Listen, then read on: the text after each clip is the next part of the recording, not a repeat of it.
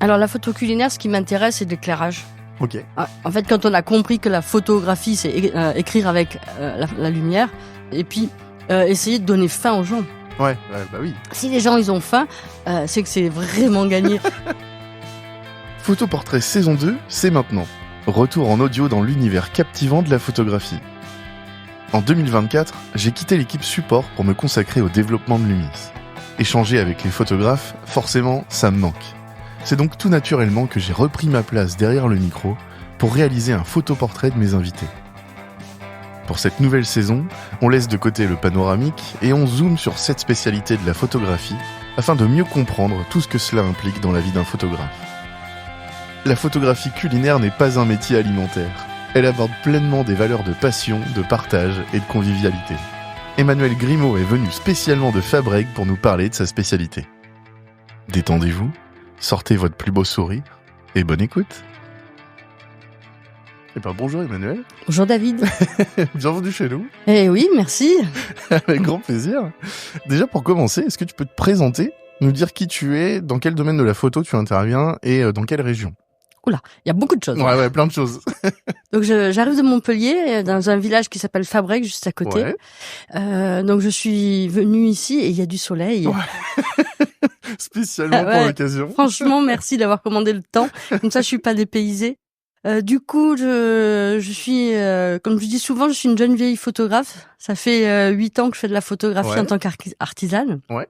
Et je travaille autant dans le social qu'avec l'entreprise. Donc, je vais faire du mariage, du portrait. J'ai un studio photo. Et je vais aussi, donc côté entreprise, faire du packshot, de l'objet en tout genre, et aussi du culinaire, parce que ça, c'est ma passion. Je suis très gourmande. C'est pour ça que j'ai fait du culinaire à la base. Très bien. C'est une bonne excuse, hein, ouais. N'est-ce pas, hein ? Ouais, c'est clair, c'est très bien. J'assume. Donc Montpellier un peu plus large ou est-ce que ça t'arrive de bouger un peu Ouais, surtout l'Hérault. Ouais, ok. Voilà. Très bien. Il y a beaucoup de choses à faire déjà. Hein. Ouais, c'est pas mal, hein, quand même. C'est une bonne zone, hein, c'est clair. T'as pas toujours été photographe, si j'ai bien compris. Non, avant j'étais graphiste. Ouais, ok. Mais j'ai toujours fait de la photo comme ça pour mon métier parce que j'avais besoin d'illustrer ce que je faisais. Alors, j'avais pas du tout le niveau que j'ai maintenant. Je savais même pas ce que c'était qu'un flash. Ouais. Pour te dire. Faut bien commencer, je faisais hein, de la photo d'objets. J'étais graphiste pour un catalogue de vente par correspondance de pièces détachées moto. Ok, ouais, donc très spécifique. Hein, voilà, ouais. très spécifique. Et je faisais des photos de gants, de bottes, de petits objets, des trucs comme ça. Et c'était un peu du miracle. Mais ça marchait parce qu'on avait quand même un catalogue de 300 et quelques pages. Ouais, quand même, ouais. Donc, c'est que c'était pas si mauvais que ça. Et j'ai toujours eu ça en fond, quoi. Mais je savais pas que j'allais faire de la photo et de la photo d'objets plus tard. Ouais, c'est vraiment par hasard. Complètement. Par la suite des c'est que choses, j'en ai eu marre d'être graphiste. Ouais, ok. Graphiste de formation ou c'était Alors j'étais auto-formée. Ouais. Parce que quand j'étais au lycée, j'ai vraiment eu un parcours atypique. J'ai passé un bac littéraire musique. Ok, très bien. Je jouais de la batterie. Ok. Et j'étais pas très très très bonne à l'école. Ouais. Et je voulais être journaliste. On m'a dit t'es trop mauvaise, tu n'y arriveras pas. Donc j'ai décidé de créer mon propre journal. Trop bien. Et à l'époque, il y a 32 ans de ça. Ouais. Les ordinateurs, c'était pas comme maintenant. Il y en avait pas dans toutes les maisons. Ouais. Et j'avais la chance d'avoir un ordinateur chez moi. Et j'ai commencé à bidouiller la mise en page d'un journal. Ouais. Après, j'ai réussi à avoir Express. Ouais. Et oui, c'était l'époque d'avant. Ouais. Et j'ai appris toute seule la mise en page, tout ce qu'il y avait à faire. Et bon, après, je me suis formée, j'ai eu 1 mois de formation. Ouais, ok, ouais. Mais voilà, donc j'étais graphiste, je faisais des photos de concert déjà avec la pellicule. Hein. Ouais, bah oui, forcément. Tu faisais le développement ou pas ? Oui. Ouais, ok. Donc oui, mes parents, ils avaient un labo à la maison, c'était pas une salle de bain, mais presque. Ouais, ok. Donc débrouillarde à fond, autodidacte. C'est ça. Ouais, ok. Tu voulais creuser par toi-même et après, éventuellement... Ouais, t'as fait des formations après au petit...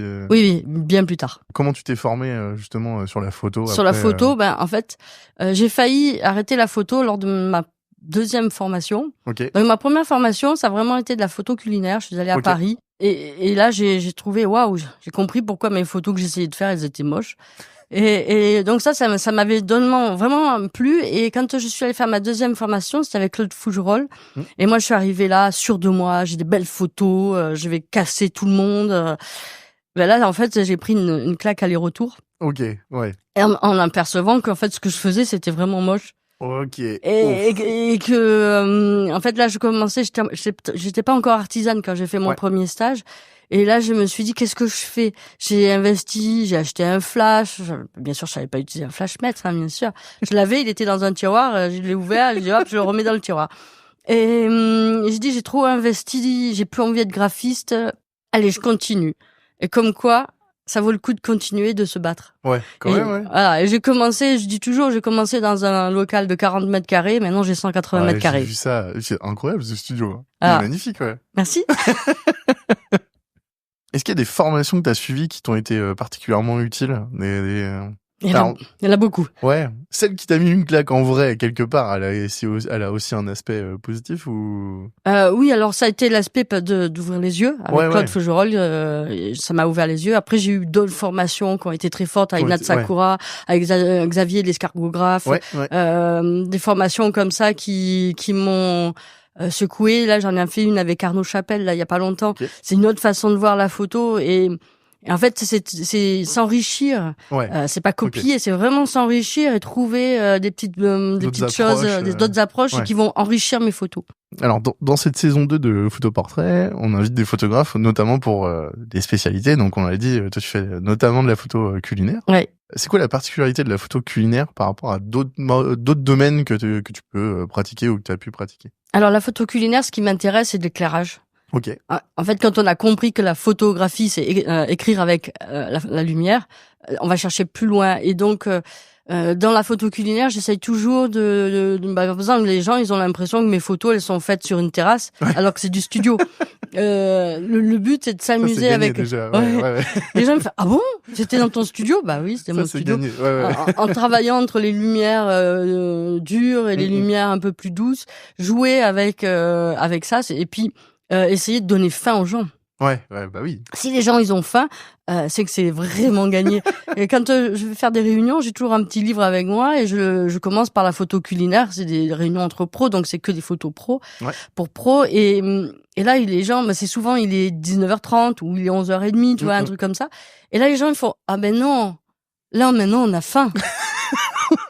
C'est ce qu'il faut. Ouais. Voilà. C'est très bien.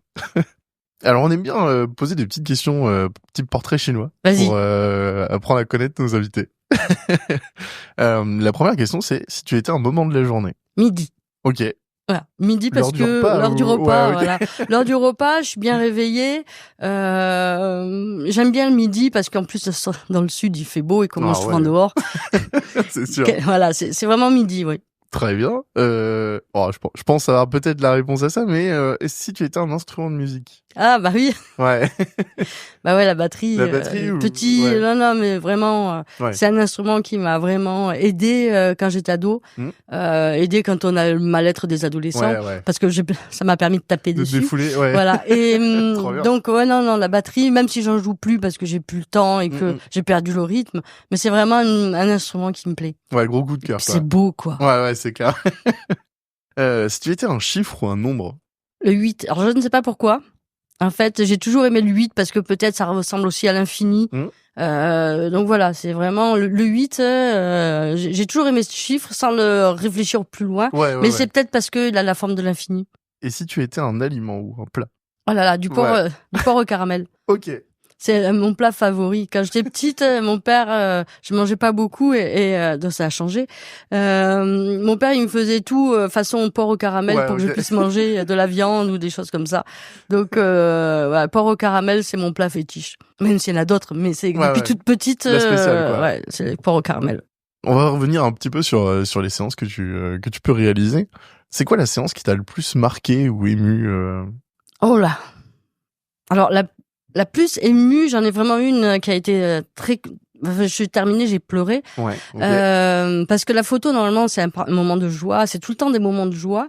Enfin, 95% du temps, on va dire que c'est vraiment des super moments parce que les gens, ils viennent te voir, que ça soit pour les pros. Que les pros, ils viennent parce que ils ont besoin de se développer, ça veut dire qu'ils gagnent de l'argent ou qu'ils vont gagner de l'argent.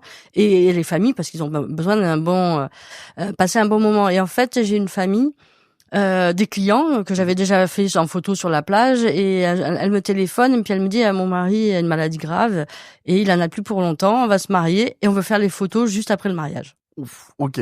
Et donc je fais la photo et puis lui il me dit tu sais pour moi, je lui dis oui bien sûr, et puis il me dit bon écoute je vais te faire un compliment, et ce compliment en fait il est gratuit parce que j'attends rien après après de toi, et vraiment tu es quelqu'un qui a du cœur et qui a l'écoute des gens, et quand on a terminé il me dit ça, et donc j'ai fait un grand sourire, je lui ai donné des bonbons parce que c'était les périodes des bonbons, je les ai mis dehors et j'ai fermé et je suis tombée en larmes. Ça m'étonne Mais pas. c'était le plus beau compliment qu'une personne puisse me faire, et c'est un moment qui reste, je pense très souvent à lui parce que je me dis que je continue la photo, et ce compliment là ça m'a permis Ouais, non, c'est fou. Bah oui, bah après, c'est des rencontres. Tout à fait. Ouais, forcément.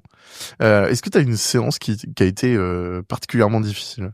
Oh, il y a dû en avoir parce que les bébés qui pleurent, ou un enfant qui veut pas faire la photo, qui boude. Et encore, quand j'ai commencé à m'entraîner à faire des photos, il y avait une petite, elle faisait que bouder, et les parents m'ont dit, c'est tout à fait elle. Donc, quelque part, après, il faut prendre les gens comme ils sont. Ça reste la réalité, quoi. Ouais. Mais non, après, j'ai pas eu vraiment de séances difficiles. Non.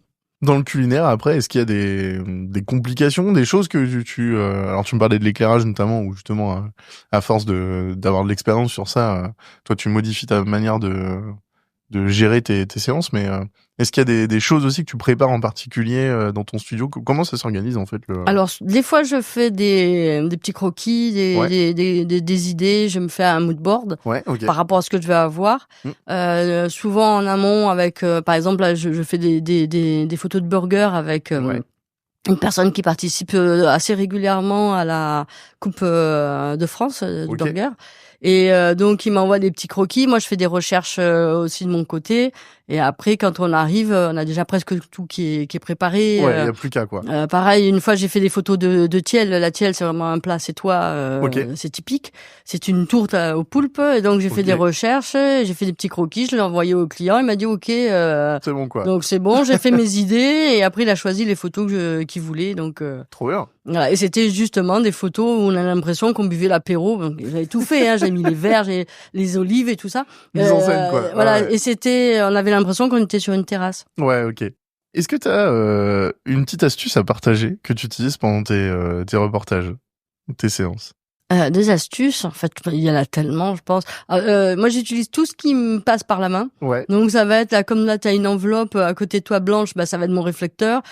Ça m'est arrivé comme je suis toujours un peu tête en l'air, des fois, j'arrive, j'ai fait, j'ai oublié mes réflecteurs. Donc, je dis, vous avez pas une enveloppe? Une solution, quoi. Vous avez pas une enveloppe? Vous avez pas un truc comme ça?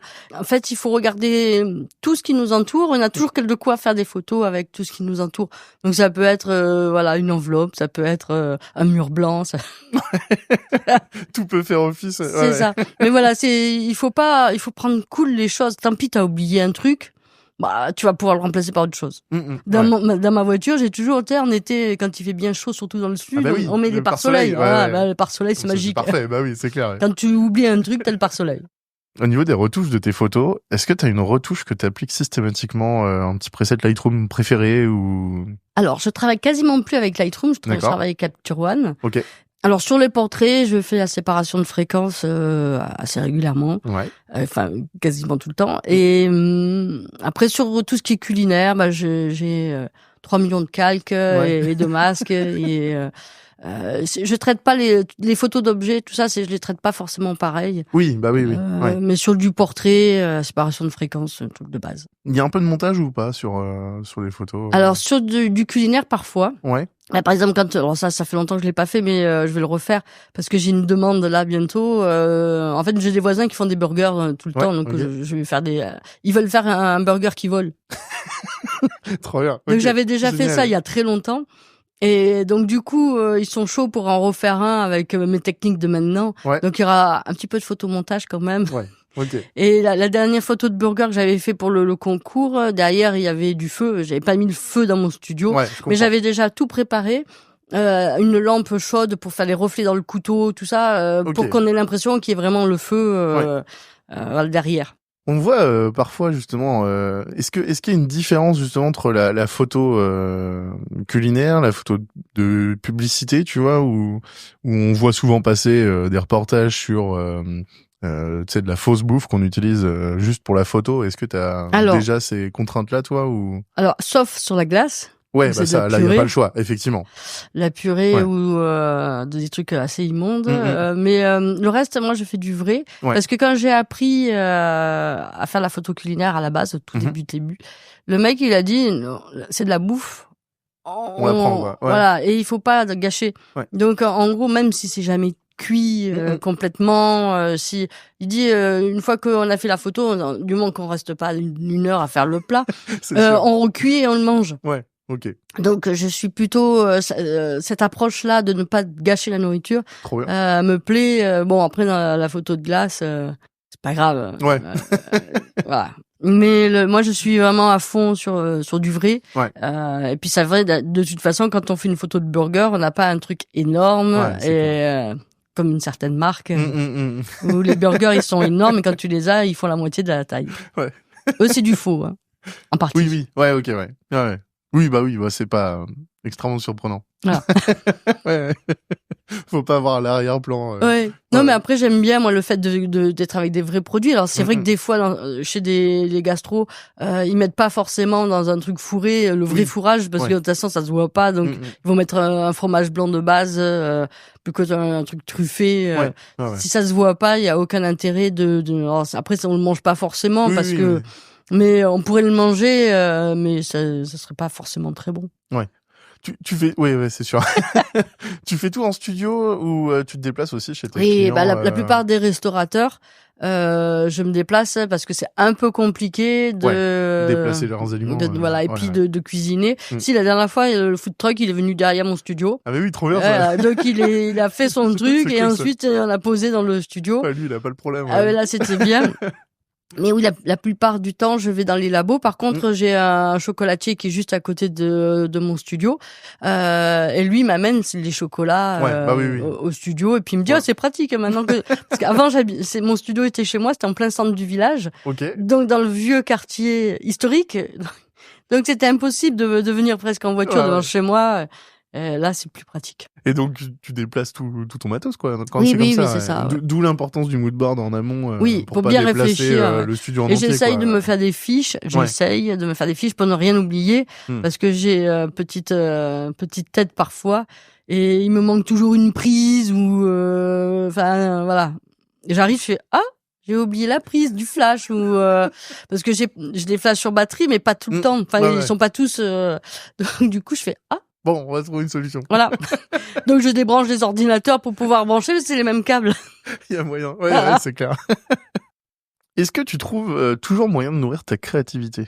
De toute façon, il faut se nourrir de partout où on va. Là, ce matin, quand je me suis réveillée, je me dis qu'il y avait du soleil, il y avait plein de couleurs d'automne que nous, on n'a pas forcément dans le sud. Et tout hier soir, quand je suis arrivée de l'aéroport, où il y avait plein de lumière, je regarde tout. Ouais, le ciel avec les étoiles, les expos, on a de la chance à Montpellier d'avoir pas mal d'expos. Donc tout depuis que je suis petite, ma mère faisait de la peinture, on était dans un milieu où il y avait pas mal de peintres. Donc il faut se nourrir de tout ce qu'on voit, des photos, donc sur Instagram. On a une bibliothèque à ciel ouvert dans le monde entier de photographes. Donc je suis toujours en train tous les matins, je regarde les images. Dès que j'ai un moment, je regarde l'image, les bouquins. Voilà. Mais il faut. Pinterest un peu ou pas? Aussi, oui. Non, mais là, Pinterest, c'est un piège. Quand tu vas, tu cliques et puis d'un coup, ting, ting, ting. Ouais, mince. Tu restes des heures. C'est ça. Ouais. C'est toujours le problème. En amont, on t'avait demandé de nous envoyer une photo à laquelle tu tiens particulièrement. Ouais. On l'a fait tirer, du coup. Oh. C'est ça la fameuse grande enveloppe. D'accord. Je vais te laisser la redécouvrir. Alors, j'ouvre le scotch. Il y a un côté ASMR, là. Alors, là, c'est dans un papier. Pas mal, hein. Ouais, on a fait un tirage fine art avec un labo que tu connais bien, du coup. D'accord. Hein. Ah ouais, ça claque c'est cool, comme ça. Ouais. Ah, Ouais, elle va bien sur ce papier. Hein. Ça marche bien, hein. Ouais. J'aurais pas pensé. En fait, c'est bien parce que je la vois dans plusieurs. Moi, je l'ai tiré sur du plexi, je l'ai tiré sur du satiné, et là, comme ça rend bien. En mat, ça rend bien. Ouais. Franchement, on a quand même le côté brillant des boîtes de conserve. Hein, donc. Je suis d'accord, ça marche très bien. Est-ce que tu peux nous la décrire du coup et nous expliquer ce qu'elle évoque pour toi? Alors, donc c'est une photo bleue, essentiellement bleue, sur fond c'est plutôt cyan. Donc ce sont des boîtes de sardines qui sont posées sur un fond bleu, et il y a des tas de touches de rouge. En fait, c'est de la peinture. Je me suis tout amusée à peindre. Et il y a une boîte de sardines qui est dans le en haut à droite, qui est entrouverte, et on a des ombres qui sont assez dures. Et c'est hyper graphique, en fait, c'est comme une répétition, ça pourrait être un motif quoi. Un motif de tapisserie. En fait, c'est un petit clin d'œil à mon ancien métier, parce que j'ai fait des motifs. OK. C'était pour des grattoirs à chat ou des choses comme ça, ouais. Et j'ai fait pas mal de motifs sur Illustrator, et quand j'ai commencé à réfléchir, j'ai dit tiens, j'ai envie de changer les couleurs. Et en fait, le truc, c'est que j'avais un vieux chien et un chat qui était aussi vieux, et j'achetais souvent des sardines pour leur donner à manger, pour qu'ils grossissent, enfin qui leur donner de l'énergie. Et moi, j'aime pas les sardines. Donc j'avais plein de boîtes de sardines chez moi.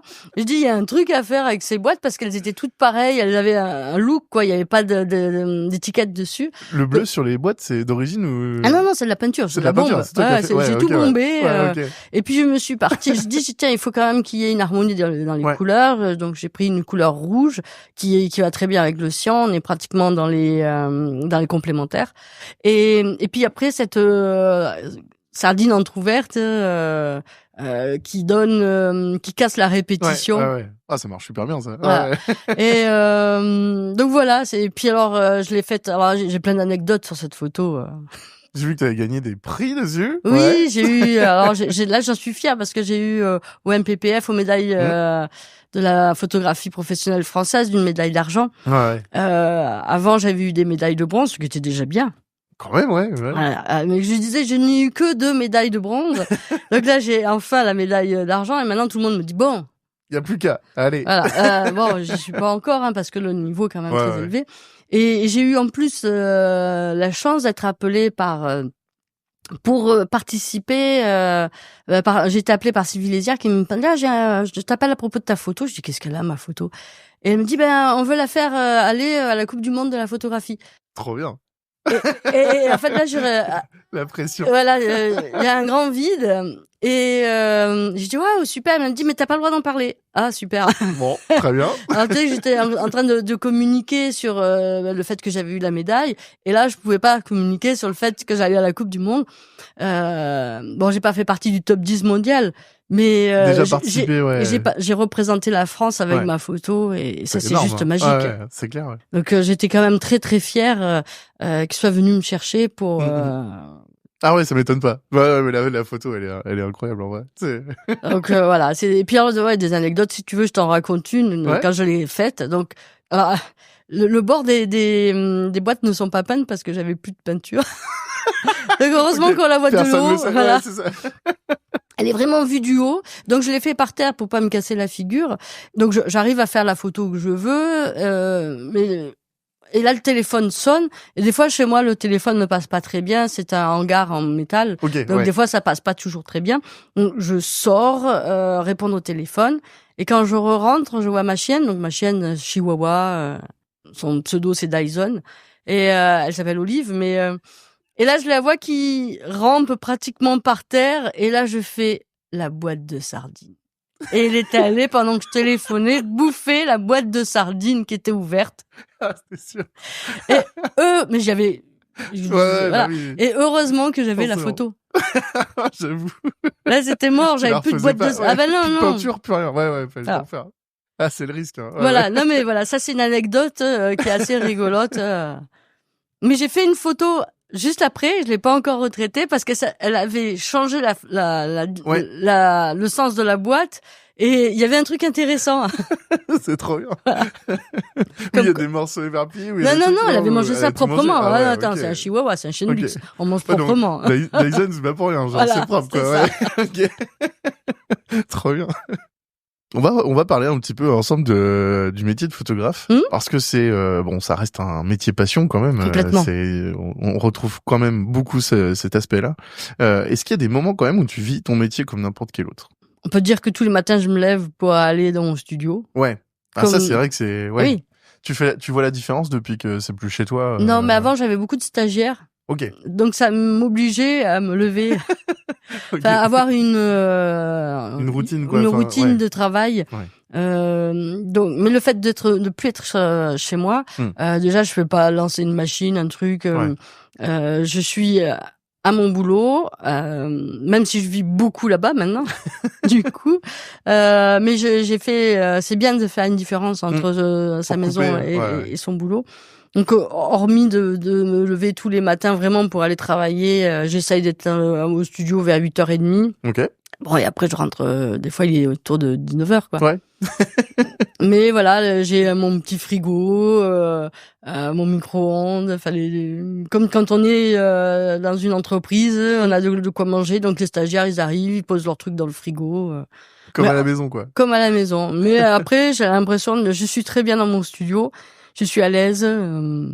Bah, il faut, oui. C'est important, quoi. C'est ton espace de travail. C'est espace de vie, espace de travail, quoi. Pratiquement. Je suis presque plus dans mon studio que... Et puis j'ai la chance d'avoir une terrasse qui est à l'abri et ensoleillée. Parfait. Donc on mange presque toute l'année dehors. Presque, hein, quand même. Oui. Mais dès qu'il y a du soleil, on mange dehors. C'est royal. On connaît pas ça à Nantes. Ah oui, bah tout le monde me dit « Oh, t'es bronzé. » Bah ouais, tu m'étonnes. Oui, non, mais là, c'est normal. Je suis allé faire un petit tour sur Instagram. Est-ce que tu sais combien d'abonnés tu as actuellement ou un petit peu plus de 1000. Ouais. Tu suis un petit peu les stats, les vues. Oui, je regarde. Tu regardes ça, ouais. Ouais. Les commentaires ou les. J'essaie d'y répondre. Ouais. Je mets des petits cœurs ou j'essaie d'y répondre. C'est toujours sympa de voir qu'il y a des gens qui suivent. Alors là, en ce moment, je suis plus de gens que ce que j'ai eu, parce que je suis tombée sur plein de super photographes. Ouais. Donc du coup, je suis beaucoup d'autres photographes dans le monde entier. Mais de temps en temps, après hop, il y a un peu plus de gens qui me suivent que ce que je suis de gens.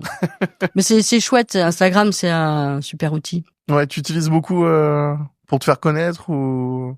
Alors pour l'instant, j'ai une community manager qui s'occupe de mon réseau Instagram. Donc c'est pour ça que là, je vais faire des petites photos tout à l'heure pour lui donner.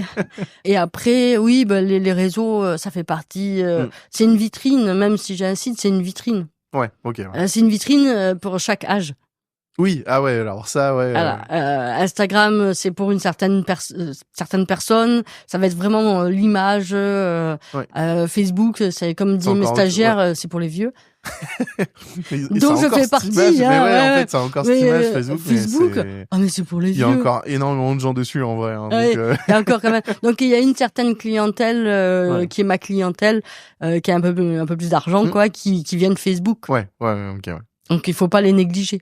C'est sûr. Ouais. Et Google, un petit peu, tu regardes les avis ou? Oui aussi. Ouais. Oui. Alors, c'est bien, j'ai 5 sur 5, donc c'est cool. J'ai vu ça, ouais, sur ton site, ça apparaît, on voit les avis et tout. C'est trop bien ça. Royal, parfait. Oui, les gens sont contents, donc. Tu demandes un peu, tu les sensibilises ou pas à tout ça, tes clients?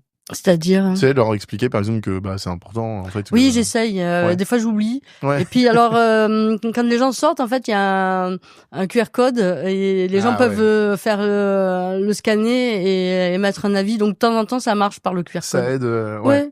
Mais il faut que j'y travaille un peu plus en disant vous êtes éclaté, pensez à me mettre un avis, ça va me faire remonter un petit peu. Mais il faut travailler tout ça. C'est toujours délicat de le rentrer dans ton discours. Bien sûr. Et que ça reste naturel parce que le but c'est pas non plus tu sais ça fasse pas naturel tout et à leur fait. dire mettez un avis et puis faites ça.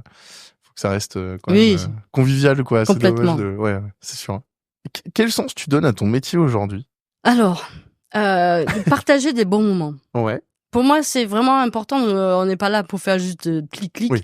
On est là pour rigoler. Et des fois avoir un peu d'émotion. On est là pour partager, avoir des idées. Même mes clients disent tiens si on faisait ça, bah oui pourquoi pas. C'est le moment de partage. C'est comme quand on va prendre un café.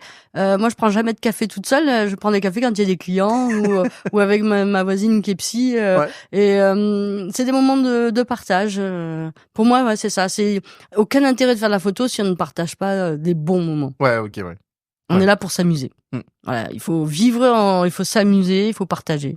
Est-ce que ça t'arrive justement d'être à l'inverse en quête du beau, c'est-à-dire juste créer un petit peu de la photo pour ton plaisir ou comme on a pu voir justement oui, tout à fait. C'est la photo de sardine, c'est une création. Ça m'est arrivé. D'ailleurs, la photo des grenades où j'avais eu une médaille de bronze, c'est pareil. Alors ça, c'est grâce au Covid. Ok.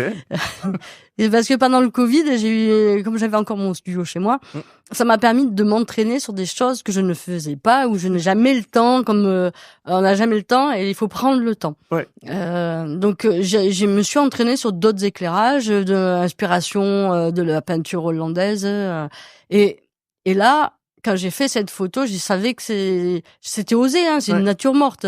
Comme là, hein, c'était osé, c'est très graphique. Mais faut essayer, quoi. Et ça fait sortir de sa zone de confort. J'aime sortir de ma zone de confort. Moi, je fais très rarement des photos avec un éclairage dur. Et là, ça a marché. Mais c'était graphique. Un éclairage doux sur cette photo, ça aurait pas été. Lisse complètement la chose. Là, il fallait que ça tranche. Donc, il faut toujours réfléchir à ce qu'on veut faire. Et là, je suis en train de préparer mon prochain concours. Ok. Le Master Quep. Ouais. En culinaire. Soyons fous. 20 photos. D'accord. 1 an de travail. Donc, j'ai déjà fait pratiquement tous mes croquis. Ok. Et voilà. Donc, il faut y aller. Ouais, c'est bien. Ok. Non, mais en vrai, c'est hyper important. Que ça marche ou pas, de toute façon, c'est ça. Et ça fait réfléchir. Des fois, on se plante, hein. Le portraitiste de France, je l'ai lu une première fois. La deuxième fois, j'ai eu des super notes et je me suis fait planter sur une photo. Ouais, mais ça. Et j'ai eu le Quep après, avec la même idée. Oui, donc comme quoi. Mais bon, j'avais tout rectifié. Mais, ça permet aussi de se dire, alors l'histoire du portraitiste de France c'est vraiment bête.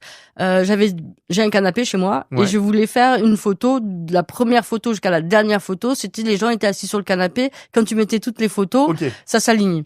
Moi, les éclairages ils étaient spécifiques à chaque photo. Et la dernière photo que je voulais faire, c'était une photo de couple. On devait poser le canapé sur une voie ferrée.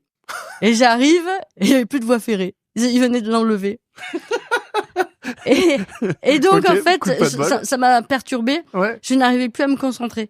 Et donc je sais que chaque fois qu'il y a quelque chose qui me perturbe, il faut que j'arrive à me reconcentrer pour être dans le truc. Pour rebondir quoi. Mais donc ça aussi m'a permis de comprendre que j'ai beaucoup de travail à faire sur moi. Et quand on a une voie ferrée qui a disparu, il faut faire autrement. Là, j'avoue que c'est pas le truc qu'on anticipe le plus, quoi. Surtout que quand tu déplaces un canapé 3 places, donc c'est pas le truc que tu fais comme ça. Il y a un mec qui a mis le truc dans la camionnette. Et là, il y a plus la voie ferrée. De tout ce que tu pouvais imaginer, c'était pas ça, quoi. Non. Voilà. Donc chaque problème, t'apprends à rectifier ton comportement, ta réaction et ta réflexion. Puis la contrainte en création, c'est bien. Du bonheur. Mais oui, c'est ça. Si t'as pas de contrainte, tout est trop facile. Et donc justement, tu vas pas aussi loin que ce que tu pourrais aller. Puis tu tombes vite dans l'angoisse de la feuille blanche. C'est ça. Voilà, c'est le fait de se dire.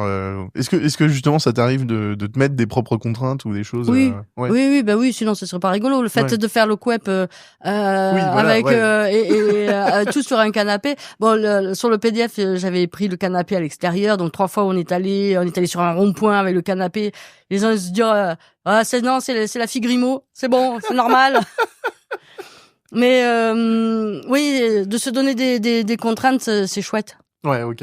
Parce que c'est rigolo. Sinon, aucun intérêt de faire de la photo. Tu t'entraînes avec des aliments que t'as chez toi? Du coup, est-ce que tu Oui, fais l'exercice j'ai déjà fait, ouais.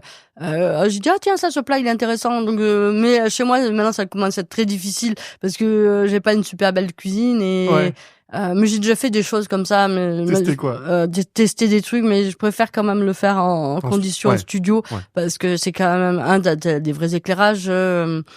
Chez moi, ça reste une vieille maison avec un éclairage oui, bah après, naturel, c'est pas mais fait qui est pas, pour quoi. c'est pas fait pour. Ouais. Mais des fois, je regarde un plat que j'ai fait, je fais, il y avait quelque chose à faire.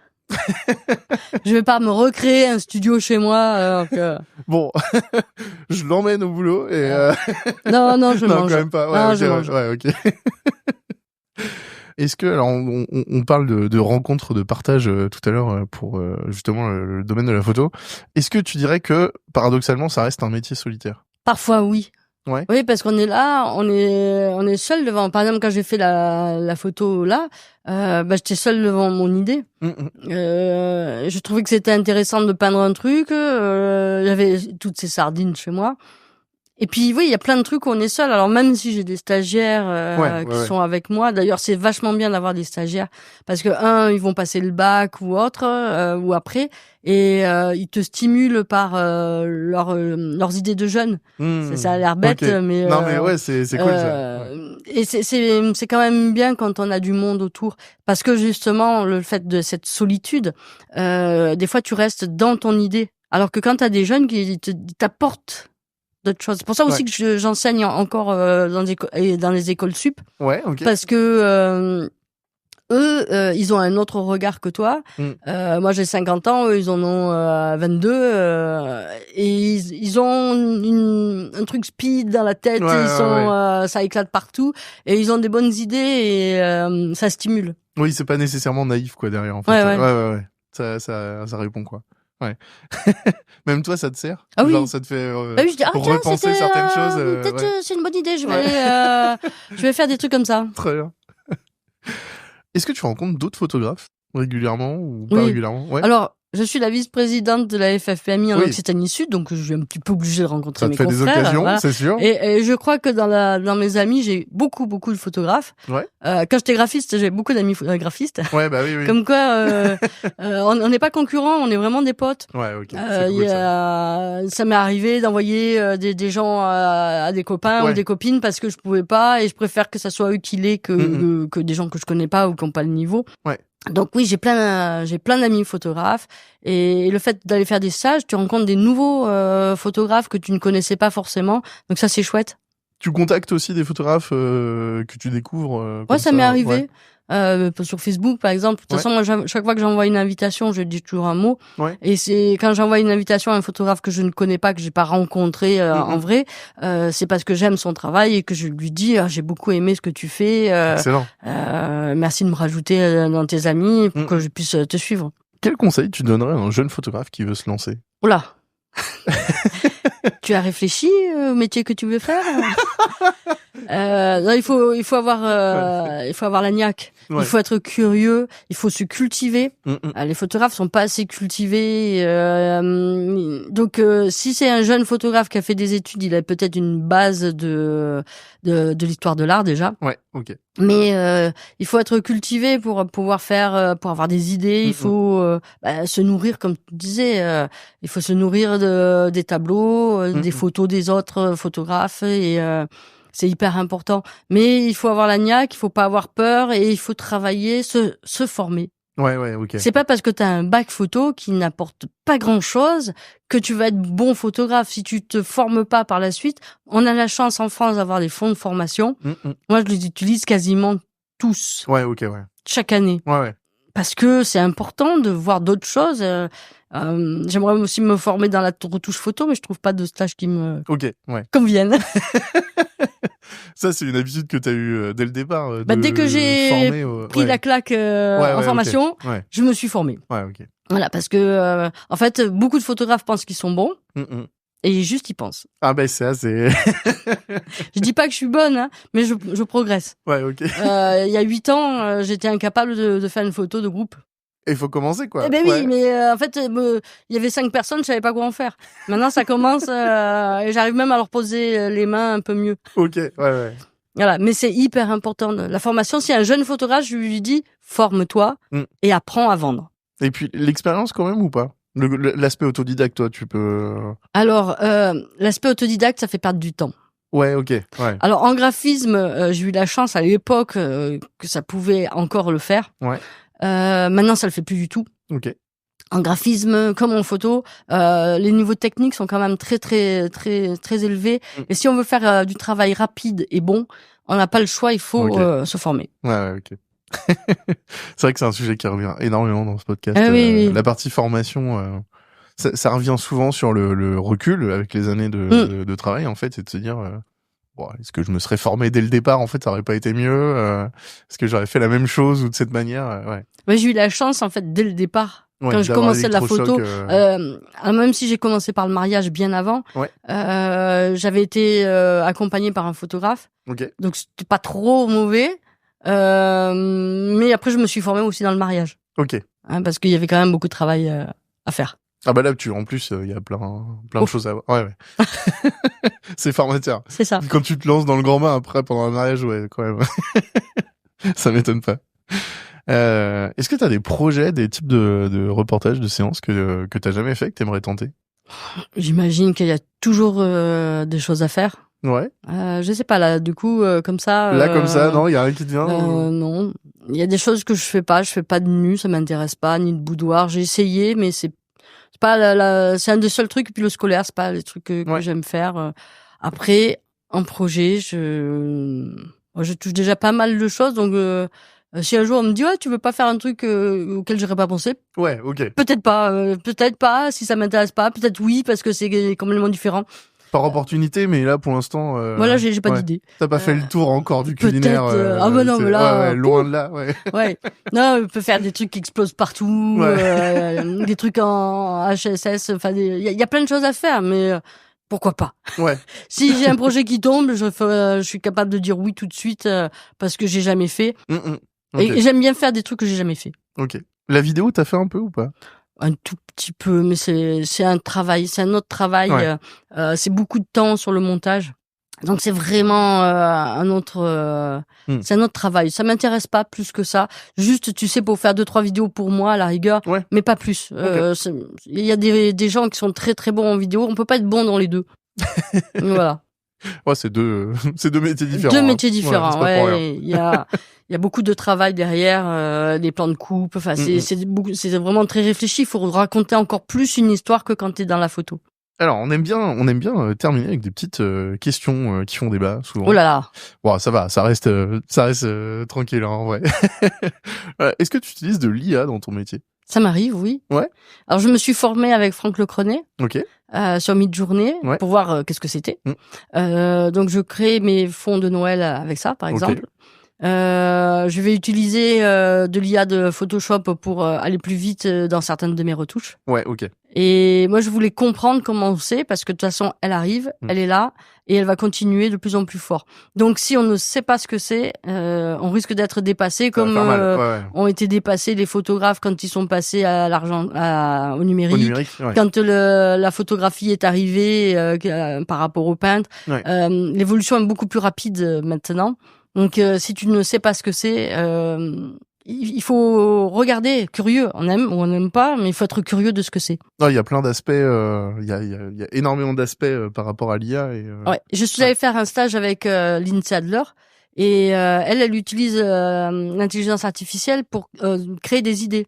Par exemple, elle va te dire, elle va donner un nom de journal, elle va donner le thème rouge, et elle regarde ce que ça donne. Et des idées que lui ont donné Midjourney, elle va créer ses photos. Ouais, ok. Donc ça peut être un mood board. Ok. C'est un mood board. Chercher des idées de composition. Chercher des idées. Je l'ai déjà utilisé en mood board pour faire des photos de burgers, par exemple. Ouais, ok. L'idée, bien sûr, ce sont des photos, mais à la base, j'ai dit, c'est pas bête ça d'avoir fait ça. Mais c'est juste un mood board. Un mood board, c'est super. Ouais. Ah, c'est hyper efficace. Et oui, complètement. Ouais. Et ça brasse suffisamment de choses pour que même pour ton client, avant même d'avoir fait la photo, t'es sûr qu'il n'y a pas d'oubli ou c'est ça. Vraiment ouais. C'est intéressant. Ouais. C'est le bon exercice, effectivement, ouais. Est-ce que tu proposes des impressions sur tes galeries? Quand mes clients viennent, pour de la photo de famille, tout est imprimé. Ok. Je ne fais que de l'impression. Je fais de l'impression papier, l'impression sur bois. Ouais. Tout est imprimé. Je ne vends très rarement de numérique. Okay. Le numérique, ils l'ont chaque fois qu'ils achètent une photo en basse définition pour mettre sur leur fond d'écran, sur les réseaux. Comme ça, ils photographient pas les photos de façon pourrie. Mais non, la majorité du temps, je ne vends que de l'impression. Trop bien. Voilà. Et donc, j'ai des grandes photos imprimées dans mon studio. Voilà, c'est important pour moi parce que j'ai la photo de mon grand-père dans mon studio avant qu'il parte à la guerre à la deuxième.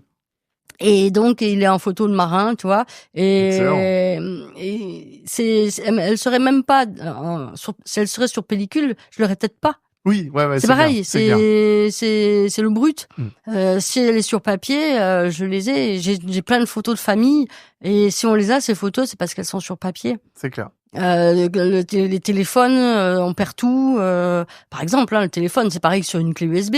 Elle est au fond d'un tiroir et les gens, ils vont pas les regarder. Je me suis fait photographier par un photographe qui ne vend que du numérique. Ouais. La photo, je la regarde pas. Elle est sur mon ordinateur et je dis il faut que je l'imprime. Tu l'as jamais fait. Mais je l'ai jamais fait. Ouais, mais c'est le cas de tout le monde. Voilà. Et c'est terrible parce que c'est mon métier, c'est un portrait de moi et je l'ai même pas imprimé. Donc je me mets à la place des autres dont c'est pas le métier, qui ont pas la culture de l'image. Pas sensibilisé du tout. Voilà. Ouais, ok. Non mais c'est vrai. Hein. C'est pas encore ancré. C'est terrible. Alors avant, mais il y a eu une rechute avec les téléphones portables, tout notamment à fait. Quand même. Ça joue quand même énormément. Ouais, moi, j'imprime des photos souvenirs de mon téléphone portable. Je les imprime en 10-15 parce que c'est des photos souvenirs. Et j'ai des boîtes remplies de souvenirs.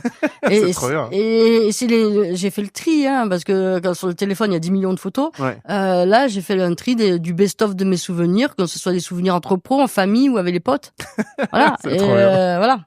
Il faut les imprimer. Moi, je crois que j'ai encore les photos, tu sais, de vieux Kodak jetables. Je crois que j'ai encore mes 10-15 de quand j'étais en colo de vacances. Mais c'est ado, hyper important. J'ai un fils, maintenant, il a 22 ans, mais quand il avait 16 ans, il était en période ado, je parle comme ça. Et un jour, il cherchait un stylo et puis il me dit t'as un stylo? Je dis regarde dans les tiroirs. Et il ouvre et puis il voit des pochettes de photos et commence à regarder les pochettes. Il dit maman, regarde, il y a des photos, on les regarde. Et là je fais j'avais plein de choses à faire, mais la demi-heure que j'ai passée avec mon fils à regarder les photos, elle avait pas de prix. C'est clair, elle est magique. Il est dans l'ère du numérique à fond. Et là il a vu les photos papier et on a regardé les photos papier. Le bonheur, quoi. Voilà. Et donc, avec Chewbacca, j'ai passé une demi-heure à rire de mon père qui avait encore des cheveux, de un tel qui était habillé, c'était pas possible. Voilà, c'était chouette. Ça, c'est trop bien.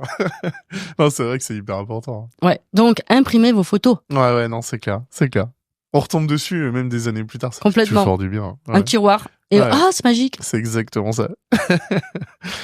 Et la dernière fois, on a reçu June qui nous a laissé une question pour toi. Oh là. On va l'écouter. Allez, vas-y. Si tu pouvais revenir en arrière, si tu pouvais remonter le temps et que tu pouvais revenir en arrière à tes débuts de photographe, qu'est-ce que tu changerais? Alors ça, c'est une bonne question. Je me formerais encore plus. Peut-être me former à la vente. Ouais, ok. Parce que j'ai eu des grosses difficultés à vivre de la photo, même si c'est toujours pas gagné. Mais si on se forme à la vente directement, même si il faut se former pour avoir un bon niveau photographique, si on se forme à la vente, on se forme à gagner plus d'argent. C'est clair. Et c'est quand même hyper important en tant que photographe de pouvoir vivre de sa photo. Et moi, j'ai commencé comme beaucoup avec des numériques à pas cher et à pas vivre. Donc, si on se forme à vendre, on casse pas le marché de la photographie, on monte le niveau vers le haut. Et tout le monde vit correctement de la photographie.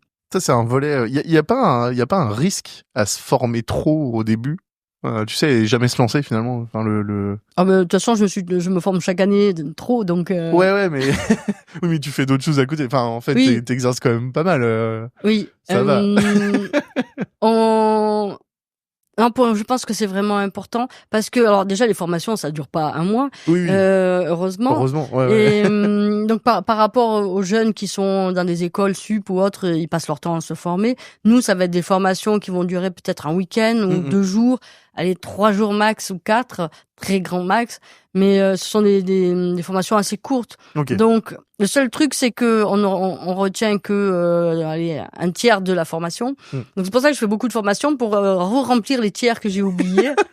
Et voilà, non, c'est important. Pour moi, si un photographe se forme pas, il aura peut-être aussi s'il se forme par la lecture et qu'il sait emmagasiner, c'est bien.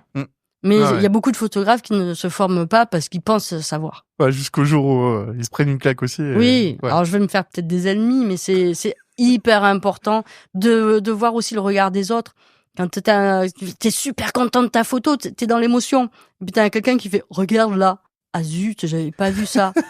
Mais c'est parce que tu te formes à lire les images, parce que et puis que t'as des potes qui sont vraiment sympas et qui t'aident vraiment de façon positive. On avait reçu pour un événement Lumis, les rencontres lumineuses, Ludovic de l'atelier de Charles, qui nous avait montré un graphique qu'il adore et qui est génial pour ça, sur l'aspect grosse prise de confiance, je suis le meilleur, et après t'as une grosse rechute avec ce qu'il appelait la vallée de l'humilité, là, qui était très bien. Oui, mais c'est ça en fait. Complètement. Et c'est comme ça que tu regrimpes vraiment la pente, quoi. Ouais, c'est tout à fait ça. Et bah écoute, on a terminé cet épisode, Emmanuel. Génial. Ça t'a plu? Ah génial, super. Ça valait le coup de traverser la France. Ouais. C'était trop cool. Merci beaucoup d'être venu jusqu'à nous. Merci David. C'était un grand plaisir. Et puis bah on te souhaite un bon retour au soleil. Ah mais il y a du soleil aujourd'hui ici. Ouais, ça va, on est bien. À bientôt. À bientôt. Cet épisode touche maintenant à sa fin. J'espère qu'il vous a plu et vous a permis d'en apprendre un peu plus sur ce domaine de la photographie. Je tenais à remercier notre invité qui est venu spécialement à Nantes, dans les locaux de Lumis Photo, la plateforme de galerie en ligne conçue pour les photographes. Découvrez les liens vers son travail dans la description de l'épisode.